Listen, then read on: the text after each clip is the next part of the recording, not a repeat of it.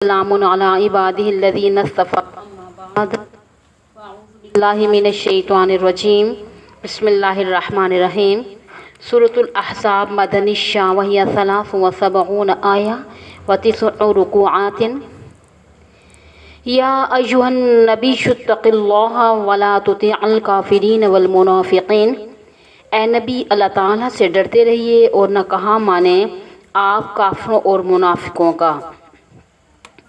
ان اللہ کان علیما حکیما، اور بے شک اللہ تعالیٰ سب کچھ جاننے والا اور حکمت والا ہے۔ اس صورت کا نام سورۃ الاحزاب ہے، جو کہ اس کی 20ویں اور 21ویں آیت میں آمدہ اسی لفظ سے ماخوذ ہے۔ احزاب جمع ہے حزبن کی، جس کا معنی گروہ، جماعت یا پارٹی ہوتا ہے۔ اب اس صورت میں ان غیر مسلم گروہوں کا ذکر ہے کہ جو مسلمانوں کے خلاف جمع ہو کر 5 ہجری میں مدینہ طیبہ پر حملہ آور ہوئے تھے، اور اس سے پہلے سورہ فرقان سے لے کر سورہ السجدہ تک مکی صورتیں تھیں، اور سورہ نور کے بعد اب یہ صورت پھر مدنی صورت ہے۔ اب اس صورت مبارکہ کی 73 آیات اور 9 رکوع ہیں۔ جیسا کہ میں نے آپ کو بتایا کہ غزوہ احزاب 5 ہجری میں واقع ہوا تھا، اور اس کے بعد یہ صورت نازل ہوئی، کیونکہ اس میں اس واقعے کا ذکر موجود ہے نا، اگرچہ امام بخاری رحمۃ اللہ علیہ کی تحقیق کے مطابق غزوہ احزاب 4 ہجری میں ہوا تھا۔ بہرحال مگر صحیح بات ہے کہ یہ غزوہ 5 میں ہوا تھا، اور اس جنگ میں کفار، مشرکین، یہودی، منافقین سب نے یعنی کہ اکٹھا یہ فیصلہ کیا کہ مسلمانوں کو ختم کرنے کے لیے مدینہ پہ حملہ آور ہوئے تھے، اور مختلف تاریخی روایات کے مطابق اس موقع پر حملہ آوروں کی تعداد 15,000 سے لے کر 25,000 تک بتائی جاتی ہے، جبکہ قابل جنگ مسلمانوں کی تعداد 3 اور 4,000 کے درمیان تھی۔ اب اسی موقع پر مسلمانوں نے مدینہ کے ارد گرد خندق بھی کھود لی تھی، اور کفار و مشرکین کے خلاف دفاعی جنگ لڑی تھی۔ اب اس لحاظ سے اس جنگ کسے کیا کہتے ہیں، اس کا دوسرا نام کیا ہے، جنگ خندق بھی کہا جاتا ہے۔ بہرحال مکی صورتوں میں عام طور پر بنیادی عقائد کا ذکر ملتا ہے، جبکہ مدنی صورتوں میں زیادہ تر احکام ہوتے ہیں۔ اب اس صورت مبارکہ میں بھی بہت سے معاشرتی احکام بیان کیے گئے ہیں، اور اس صورت کے ذریعے زمانہ جاہلیت کی بہت سی یعنی کہ رسموں کو ختم کیا گیا۔ عورتوں سے متعلق طلاق ہے، عدت کے مسائل بیان ہوئے۔ حضور خاتم النبیین صلی اللہ علیہ وآلہ وسلم کی ازواج مطہرات کی خصوصیات اور عام مومنہ عورتوں کے بعض مسائل بیان ہوئے ہیں۔ مشرکین متنبع یعنی منہ بولے بیٹے کو حقیقی بیٹے کے حقوق دیتے تھے، جبکہ اللہ نے اس کا رد کیا، اور خاص طور پر متنبع کی بیوی سے نکاح کا مسئلہ بھی آ گیا۔ عورتوں کے لیے پردے کے احکام نازل کیے گئے ہیں، اور بعض تعزیری احکام بھی آ گئے ہیں۔ اس کے علاوہ اللہ تعالیٰ کا ذکر، توحید، ختم نبوت کا مسئلہ بیان ہوا ہے، منافقین کی مذمت بیان کی گئی ہے، قیامت اور محاسبہ اعمال کا ذکر بھی آ گیا۔ اب اسی صورت مبارکہ کا ایک خاص موضوع پیغمبر علیہ السلام کے آداب ہیں، اور آپ کی تعظیم و توقیر کا خصوصی ذکر ہے۔ آپ کے خاتم النبیین ہونے کا ذکر ہے، اور آپ کے لیے 4 سے زیادہ نکاح کرنے کی اجازت کا ذکر ہے، اور آپ پر صلاۃ و سلام پڑھنے کا حکم دیا گیا۔ اس صورت مبارکہ کی سابقہ صورت السجدہ کے ساتھ یہ مناسبت ہے کہ سابقہ صورت کے آخر میں اللہ تعالیٰ نے حضور صلی اللہ علیہ وآلہ وسلم اور عام مؤمنین کے لیے تسلی کا مضمون بیان کیا تھا، اپنے یعنی کہ آپ اپنے مخالفین کے پروپیگنڈا اور اسے متاثر بھی نہ ہوں، بلکہ صبر کا دامن تھامے رکھیں، اپنا کام کرتے رہیں اور نتائج کا انتظار کریں۔ اب اس صورت کی ابتدا ہی اللہ تعالیٰ نے تسلی کے مضمون سے کی ہے۔ اللہ تعالیٰ نے قرآن حکیم میں انسانوں کے مختلف طریقوں سے خطاب فرمایا۔ جہاں عام مومنوں سے خطاب مطلوب ہوتا ہے، وہاں یا ایھا الذین آمنوا کے الفاظ آتے ہیں، اور جہاں پوری بنی نوع انسان کی توجہ مطلوب ہوتی ہے، وہاں یا ایھا الناس کہہ کر مخاطب کیا جاتا ہے۔ البتہ جہاں خصوصی احکام بیان کرنا مقصود ہوتا ہے یا تسلی دینا مطلوب ہوتا ہے، تو وہاں پر خاص طور پر نبی علیہ السلام کو خطاب کیا جاتا ہے۔ اس مقام پر بھی پیغمبر علیہ السلام کو خصوصی خطاب ہے، یا ایھا النبی، اے نبی علیہ السلام۔ مفسرین کرام ایسے ہی خطابات سے یہ نقطہ اخذ کرتے ہیں کہ قرآن پاک میں جہاں دیگر انبیاء علیہ السلام کو خطاب کیا گیا وہاں ان کے نام لے کر خطاب کیا گیا ہے، جبکہ حضور صلی اللہ علیہ وآلہ وسلم کو نام لیے بغیر نبی اور رسول کے لقب سے خطاب کیا گیا ہے، جس کا مطلب یہ ہے کہ اللہ تعالیٰ کو آپ کی تعظیم اور اکرام حد درجہ محبوب ہے۔ اس کے علاوہ جہاں کہیں خطاب کے علاوہ بھی حضور صلی اللہ علیہ وآلہ وسلم کا نام لیا گیا تو وہاں بھی آپ کی عظمت اور شرفی کا اظہار ہوتا ہے، جیسے کہ فرمایا وما محمد الا رسول قد خلت من قبلہ الرسل افإن مات او قتل انقلبتم علی اعقابکم، سورہ آل عمران۔ نہیں ہے محمد مگر اللہ کے رسول ہیں، آپ سے پہلے بھی بہت سے رسول گزر چکے ہیں، بس آپ طبعی زندگی گزار کر فوت ہو جائیں یا شہید ہو جائیں تو کیا تم دین چھوڑ دو گے؟ اب یہاں پر لفظ محمد نکرہ لایا گیا، یعنی کہ آپ کی عزت و توقیر کا اظہار کیا گیا۔ اب اسی طرح ایک اور صورت ہے سورہ محمد میں مومنوں کے متعلق فرمایا جو ایمان لائے اور جنہوں نے نیک اعمال انجام دیے، وآمنوا بما نزل علی محمد، تو اس چیز پر ایمان لائے جو حضرت محمد صلی اللہ علیہ وآلہ وسلم پر نازل کیا گیا۔ تو یہاں پر بھی آپ کی شان اور عظمت کا اظہار ہوتا ہے۔ بہرحال قرآن پاک میں جہاں بھی آپ کو خطاب کیا گیا یا آپ کا نام لیا گیا تو نہایت ہی عزت و احترام کے ساتھ لیا گیا۔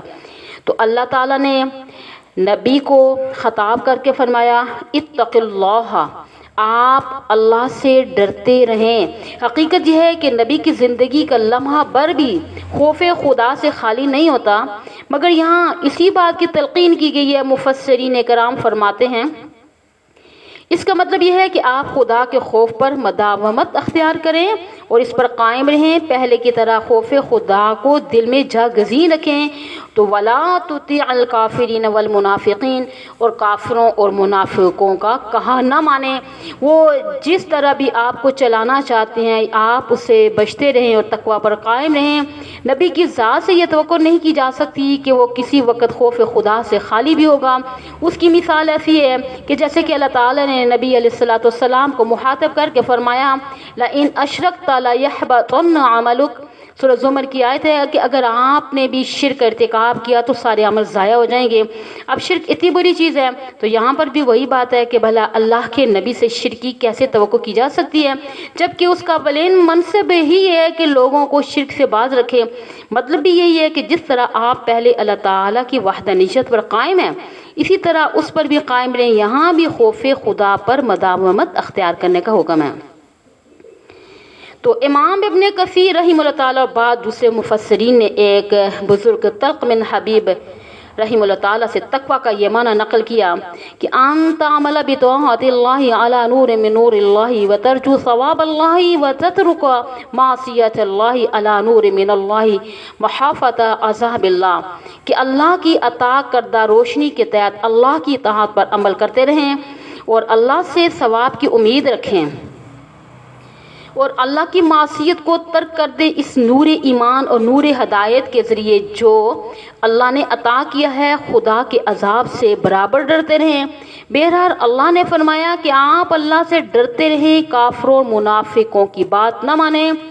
بتا رہی ہوں نا کہ مداومت کی ممنوعات ہے کہ مکی زندگی میں کفار مشرکین حضور صلی اللہ علیہ وآلہ وسلم سے یعنی کہ سودے بازی کرنا چاہتے تھے، اور ان کی یہ پیشکش مدنی زندگی کی ابتدائی دور میں بھی ہوتی رہی ہے، اور آپ اپنے یعنی دین میں کچھ نرمی اختیار کریں تو ہم بھی کچھ یعنی کہ کسی قدر نرم پڑ جائیں گے۔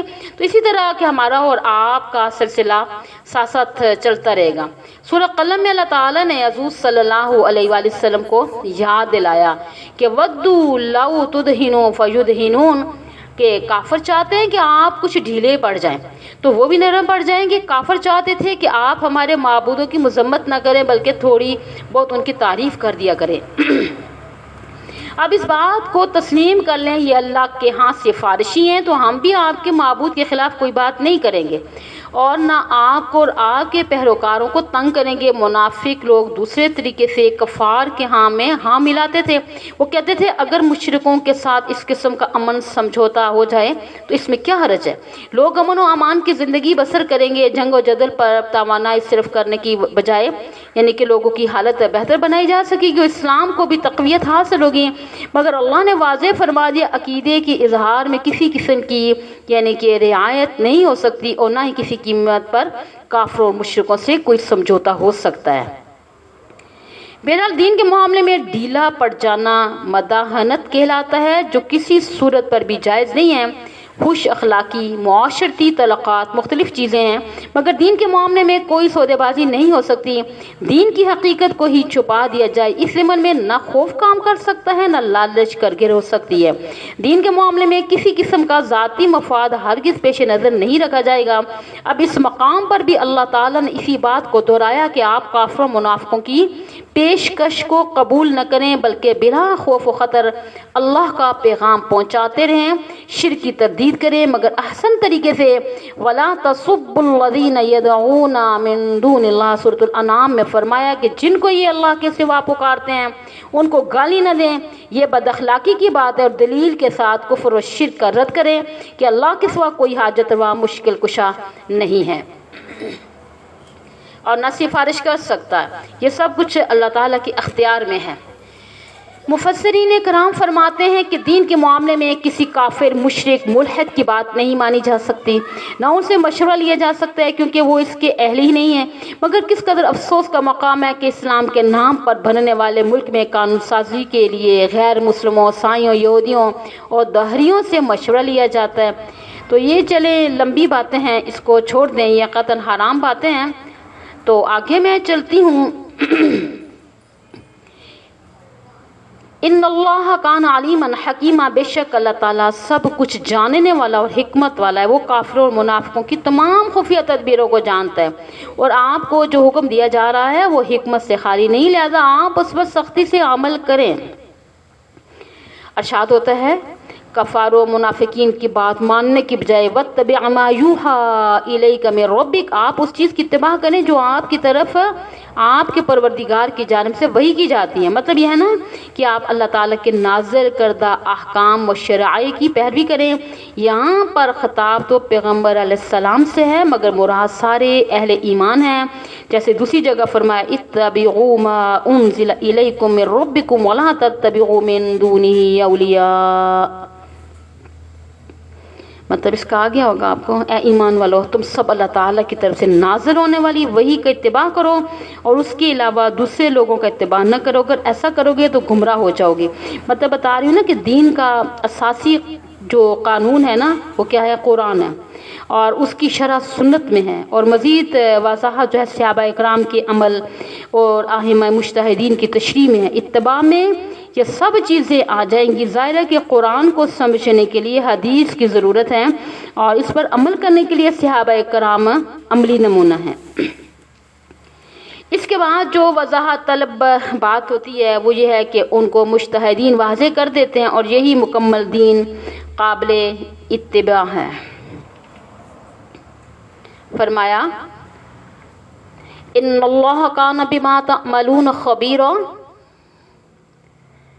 کہ بے شک اللہ تعالیٰ تمہارے ہر کردہ کام کی خبر رکھنے والا ہے، یعنی جو کچھ تم کرتے ہو کوئی چیز اس سے مخفی نہیں ہے۔ جزائے عمل کی منزل آنے والی ہے، اللہ تعالیٰ تمہارے اعمال کا ٹھیک ٹھیک بدلہ ادا کرے گا۔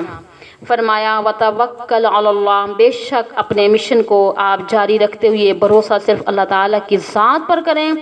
تمام اسباب اللہ تعالیٰ کے قبضہ قدرت میں ہیں، وہ جب چاہے گا انہیں مؤثر بنا دے گا یا غیر مؤثر کر دے گا، لہذا بھروسہ اسباب پر نہیں بلکہ اللہ کی ذات پر ہونا چاہیے۔ مسبب الاسباب بھی وہی ہے۔ وَقَفَى بِاللَّهِ وَكِيلًا، اور کافی ہے اللہ کارساز، وکیل کا معنی کام بنانے والا، اور وہ صرف اللہ کی ذات ہے، اس کے بغیر کوئی کچھ نہیں کر سکتا۔ سورہ مزمل میں بھی فرمایا تھا نا، آتا ہے آپ کو آیت لا الہ الا ہوا فاتخذہ وکیلا، اللہ کے سوا کوئی معبود نہیں، لہذا کار ساز بھی اسی کو سمجھو، وہی بگڑی بنائے گا، سارا اختیار اسی کے پاس ہے۔ توحید خالص کو اپنا اور اللہ تعالیٰ کے ساتھ کسی بھی صورت میں شرک نہ کرو، اس کی ذات پہ بھروسہ کرتے ہوئے اپنے پروگرام کو جاری رکھو۔